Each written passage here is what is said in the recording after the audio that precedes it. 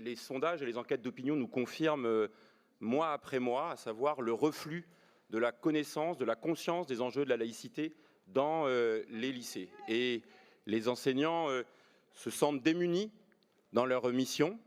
C'est la responsabilité de l'éducation nationale à titre principal, notamment dans leur formation, mais je crois, et nous croyons, c'est la raison pour laquelle depuis 3 ans, notamment avec Adrien Laurent, nous vous proposons le même amendement pour que la région Île-de-France s'empare de cet enjeu en incitant le corps enseignant, à l'occasion de cette journée, mais tout au long de l'année, à mettre en place des actions spécifiques de sensibilisation sur les enjeux de la laïcité.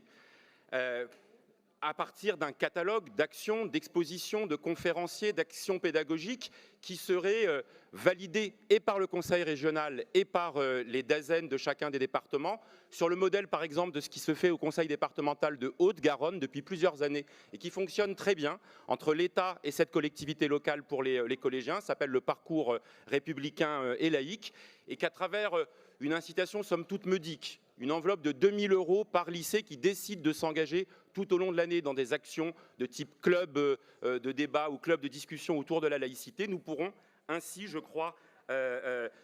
tordre le cou, et je termine par là, à ce que ces enseignants ont constaté, parce que c'est notamment à la mort de Samuel Paty ou à celle de Dominique Bernard, auquel nous pensons évidemment à cet instant, qu'ils ont pris la mesure justement de ce reflux, de cette conscience des enjeux relatifs à la laïcité. Et donc, chacun doit y prendre sa part. Je le redis, l'éducation nationale, mais nous, région Île-de-France, de la même manière que nous le faisons sur d'autres sujets,